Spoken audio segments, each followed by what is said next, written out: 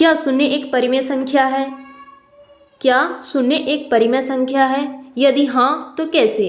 दोस्तों मैं इस वीडियो में आप लोग से बात करने वाली हूँ कि दो परिमेय संख्या हो तो उसके बीच में कितने परिमेय संख्या और हो सकते हैं।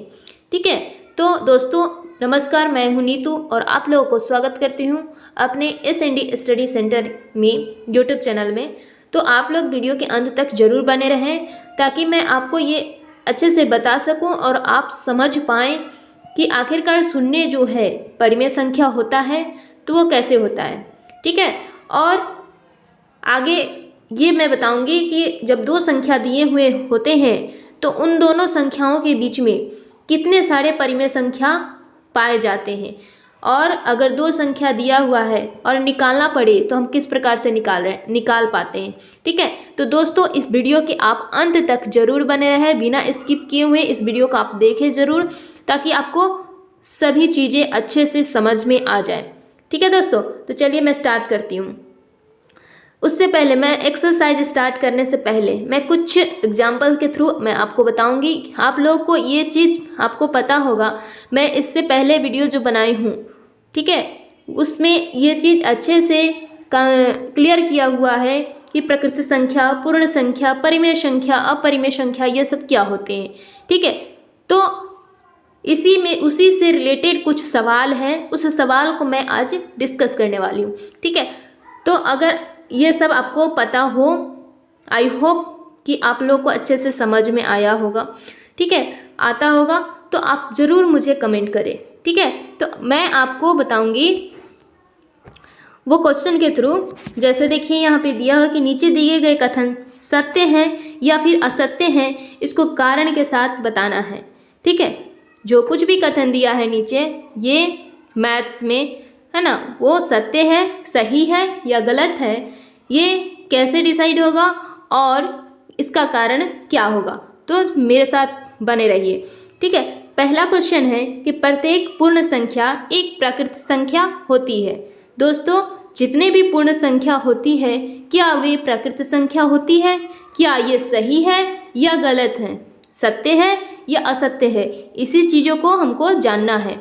तो दोस्तों सबसे पहले मुझे आप ये बताइए कि पूर्ण संख्या होता क्या है। ठीक है, क्या बताइएगा? सबसे पहले मुझे ये बताइएगा कि पूर्ण संख्या होता क्या है, क्योंकि मैंने इससे पिछले वाले वीडियो में बताई थी पूर्ण संख्या क्या होता है और प्रकृत संख्या क्या होता है। ठीक है, तो पूर्ण संख्या दोस्तों वो होती है, सबसे पहले मैं आपको प्रकृत संख्या बताती हूँ जिसको नेचुरल नंबर बोलते हैं। ठीक है, प्रकृत संख्या वो होती है जो काउंटेबल हो, मतलब कि काउंटिंग हो, किया जाता है, जैसे कि गिनती की संख्या हो। ठीक है, वो एक से लेके अनंत तक होती है। क्या होती है? प्रकृत संख्या एक से लेके अनंत तक होती है। ये हो गया आपका प्रकृत संख्या, माने नेचुरल नंबर। ठीक है, पूर्ण संख्या क्या होती है? पूर्ण संख्या वही होती है जो गिनती की संख्या होती है, उसमें सिर्फ जीरो मिला दिया जाता है। ठीक है, गिनती की संख्या का जो समूह होता है उसी में हम क्या ऐड कर देते हैं? एक जीरो ऐड कर देते हैं, तो ये हमारा क्या बन जाता है? पूर्ण संख्या बन जाता है। ठीक है, तो दोस्तों यहाँ पे ये पूछा है कि प्रत्येक पूर्ण संख्या, मतलब जितने भी पूर्ण संख्या ये सभी, ठीक है, जीरो से जो स्टार्ट होता है और अनंत तक जो जाता है, ये सभी प्रकृत संख्या होती है। तो दोस्तों ये असत्य है। क्यों असत्य है? क्योंकि ये शून्य से शुरू होता है, शून्य से स्टार्ट होता है, और शून्य क्या है? शून्य एक पूर्ण संख्या है। ठीक है, इसीलिए हम इसको प्रकृत संख्या नहीं बोलेंगे। ठीक है, तो ये आपका हो गया पहला। दूसरा अब ये है आपका, दूसरा है कि जितने भी पूर्णांक होते हैं, है ना, जितने भी पूर्णांक होते हैं, पूर्णांक आपको पता होगा कि पूर्णांक क्या होता है। ठीक है, पूर्णांक में आपको नेगेटिव पॉजिटिव, है ना, नेगेटिव पॉजिटिव पूर्णांक और होल नंबर और नेचुरल नंबर, ये तीनों आ जाते हैं। ठीक है, तो पूर्णांक एक परिमेय संख्या होता है या नहीं होता है, इसी चीज़ों की जानकारी आपको इसमें मिल रही है। ठीक है, तो दोस्तों पूर्णांक आप जान गए कि पूर्णांक क्या होता है। तो दोस्तों पूर्णांक में आपको निगेटिव भी आ जाएगा, नेगेटिव भी और पॉजिटिव भी। ठीक है, और फिर से इसमें जीरो भी आ जाएगा और गिनती का संख्या भी आ जाता है 1 to इन्फिनिटी। ठीक है, तो यही पूर्णांक तो हुआ, तो इसमें ये इसका सत्य होगा। क्यों सत्य होगा? तो दोस्तों अगर मान लीजिए कि ये 0 है, 1 है, ठीक है, 1 है, तो ये क्या है, ये तो प्रकृत संख्या है ना। लेकिन इसके नीचे में भी क्या है, 1 है, ठीक है। मान लीजिए अगर 2 है तो 2 भी क्या है, प्रकृत संख्या है, और इसके नीचे में क्या है, 1 है। तो ये परिमेय संख्या है। जो कोई भी पूर्णांक संख्या है वो सभी क्या है, परिमेय संख्या है। जैसे कि यहाँ पे हमने एक पूर्णांक लिया है m, क्या लिया है, m को हम m/1 के रूप में लिख सकते हैं, ठीक है, लिख सकते हैं, और ये एक परिमेय संख्या हो गई, ठीक है। अब तीसरा क्वेश्चन पे चलते हैं दोस्तों। तीसरा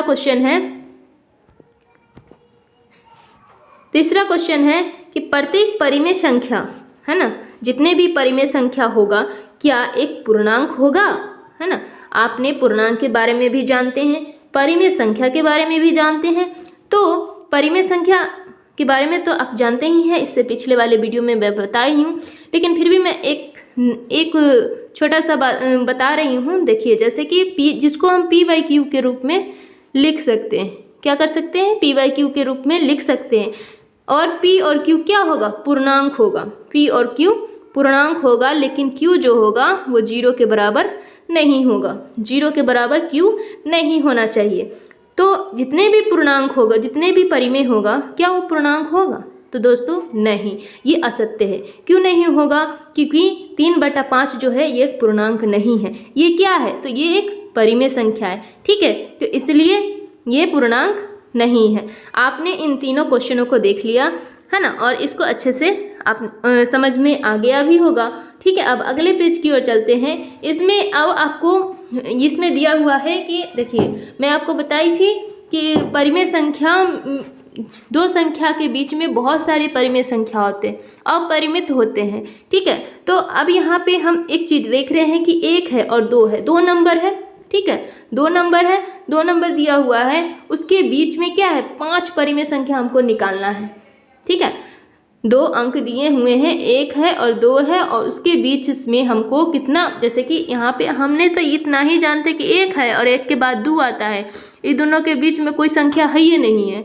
लेकिन दोस्तों ऐसा नहीं है, इन दोनों के बीच में अपरिमित रूप से परिमेय संख्या है, ठीक है। तो हमको 1 और 2 दुइये अंक के बीच में हमको 5 परिमेय संख्या चाहिए।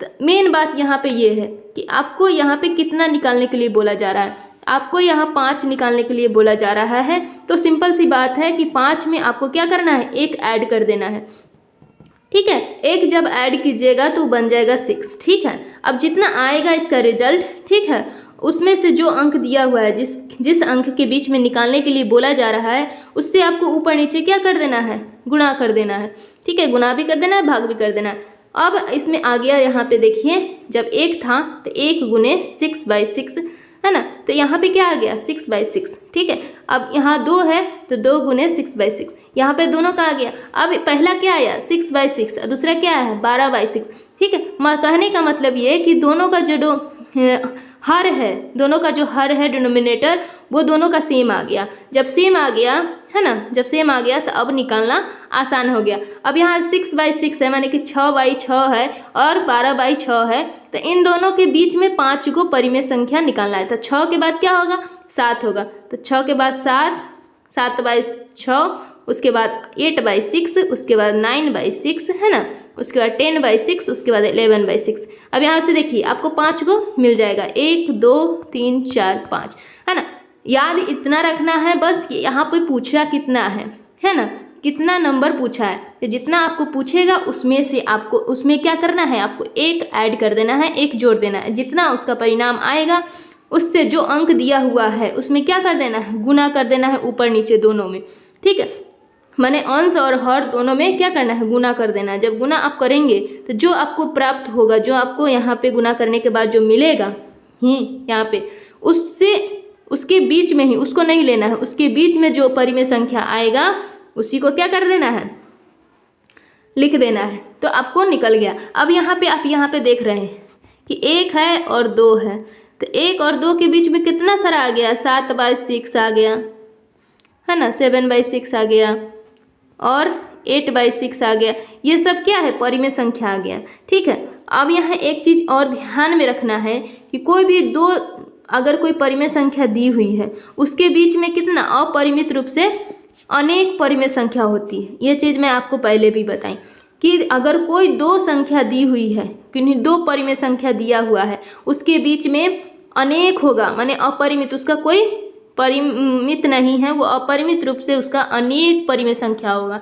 ठीक है, तो अब आगे देखते हैं कि आगे क्या है। आगे आपको दोस्तों अब NCERT क्लास 9th का जो एक्सरसाइज 1 है, अब हम उसको देखेंगे। ठीक है, अब उसमें जो पहला क्वेश्चन है उसमें क्या बोला है, उसमें बोला कि क्या शून्य जो है एक परिमेय संख्या है ना। शून्य क्या है, एक परिमेय संख्या है।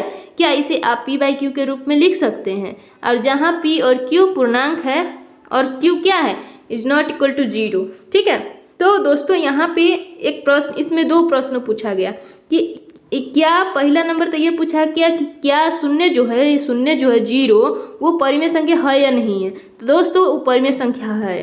कैसे परिमेय संख्या है, शून्य जो है एक परिमेय संख्या है। कैसे है, तो P को अगर हम इसको कैसे लिखते हैं, परिमेय संख्या कैसे लिखते हैं, P/Q लिखते हैं ना, P/Q। तो अब यहाँ पे क्या करते हैं, P = 0 कर लिए। P ये ना 0 है, P 0 आ सकता है, Q 0 नहीं आ सकता है ना। अब Q यहाँ पे हम क्या रखें, कोई हम पूर्णांक रख लिए 1 2 3 4 ऐसे करके। ठीक है, कोई भी पूर्णांक रख लिए, तो Q अगर यहाँ पे 0 लिखेंगे, 0/1, तो ये क्या है, ये परिमेय संख्या होगा। ठीक है, लेकिन यही अगर हम 1/0 लिखेंगे तो ये परिमेय संख्या नहीं होगा। क्यों नहीं होगा, क्योंकि यहाँ जो Q है, Q वो क्या है, 0 है, लेकिन हमको परिभाषा में क्या बोल रहा है कि Q 0 नहीं होना चाहिए। ठीक है दोस्तों, तो आपको यहाँ तक समझ में आ गया होगा। अब चलिए आगे बढ़ते हैं। आगे है, अब देखिए, अब यहाँ पे 6 गो परिमेय संख्या निकालने के लिए बोल रहा है। कितना बोल रहा है, 6 निकालने के लिए बोल रहा है। कहने का मतलब 3 है और 4 है, इन दोनों के बीच में 6 गो परिमेय संख्या निकालना है। तो 6 गो, अब हम तो आपको बताए थे कि 6 गो निकालने के लिए क्या करना होगा आपको, हाँ, करना होगा कि जितना बोला है उसमें 1 जोड़ देना है। कितना जोड़ना है, 1 जोड़ देना है। जब 1 आप जोड़िए तो 7 हो जाएगा। अब 7 से दो संख्या में दिया हुआ है, जो परिमेय संख्या दिया हुआ है उसमें क्या करना है, ऊपर नीचे गुना कर देना, भाग कर देना। ठीक है, अब उसमें कर दीजिएगा। तो आप यहाँ पे देखिए 3 यहाँ है, तो 3 में यहाँ जितना आया है 7 से ऊपर नीचे क्या कर दिए, गुना कर दिए, भाग कर दिए। अब यहाँ से 7 से गुना 7 से भाग कर दिए, तो इससे तो कोई फर्क पड़ा नहीं। अब यहाँ से लेकिन एक यहाँ हर क्या हो गया, समान हो गया, है ना। हर समान करने के लिए है, ये एकदम इजी ट्रिक है, यानी कि इजी तरीके से इसको ऐसे हम निकाल सकते हैं। इसका कुछ दूसरा भी उत्तर हो सकता है, इसलिए आप लोग कन्फ्यूजन नहीं कीजिए। क्यों, क्योंकि इसमें दो संख्या के बीच में बहुत सारा परिमेय संख्या होता है। ठीक है, तो 21/7 हो गया। अब यहाँ पे 28/7 हो गया। अब परिमेय संख्या क्या हो गया, यहाँ पे देखिए 22/7, 23/7, 24/7 और 25/7 और 26/7 और 27/7। यहाँ पे आपको देखने को मिल गया, देखिए 6 गो मिल गया, 1 2 3 4 5 6 गो मिल गया। तो 6 गो ही आपको चाहिए था, 3 और 4 के बीच में परिमेय संख्या, तो वो मिल गया। अब यहाँ पे देखिए, ये तो सिंपल था कि ये ऐसे करना है, तो इसको हम बना लेंगे। अब हमको क्या है, बटा में देना है। 3/5 है और 4/5 है, इसको बीच में अब हमको 5 को चाहिए। कितना चाहिए, 5 को चाहिए। तो अब कैसे करेंगे, कुछ नहीं करना है, यहाँ पे 5 है ना, तो 5 में 1 जोड़ देना है। ठीक है, जितना आएगा उसमें 3/5 में 6/6 को क्या कर देना है, गुना भाग कर देना है। जितना आएगा 18/30 आया, फिर 4/5 का करना है, तो 4/5 गुने 6/6, तो 24/30 आ गया। अब देखिए ये 18/30 है, यहाँ 24/30 है, इन्हीं के बीच में न होगा, तो यहाँ से परिमेय संख्या हो जाएगा 19/30, 20/30, 21/30, 22/30 और 23/30। यहाँ पे आ गया कितना, 5 को परिमेय संख्या आ गया। ठीक है, अब यहाँ से आपको कोई भी कंफ्यूजन नहीं होगा। इसका देखिए, इसका ना एक दूसरा भी तरीके से बना सकते, दूसरा भी रूल से बना सकते। वो रूल क्या है, R + S/2। ठीक है, R + S/2। ये दूसरा मेथड है। ये भी मेथड से हम क्या करते हैं, बनाते हैं, लेकिन सबसे आसान जो मेथड है वो यही है जो हम बता रहे हैं कि कितना निकालना है ना, उसमें F1 जोड़ दीजिएगा। ठीक है, जब ऐसा करने से ना आपको कन्फ्यूजन नहीं होगा, और कभी कभी माने कि ये आंसर मिलता नहीं है, इसलिए आपको टेंशन नहीं लेना है, क्योंकि इसमें बहुत सारा दो संख्या के बीच में बहुते रहता है, अपरिमित रूप से अनेक परिमेय संख्या रहता है, इसलिए आपको ये नहीं होना। चलिए अब अगला क्वेश्चन है। अगला अब ये इसी प्रकार से है कि नीचे जो भी कथन दिया हुआ है उसमें क्या करना है आपको,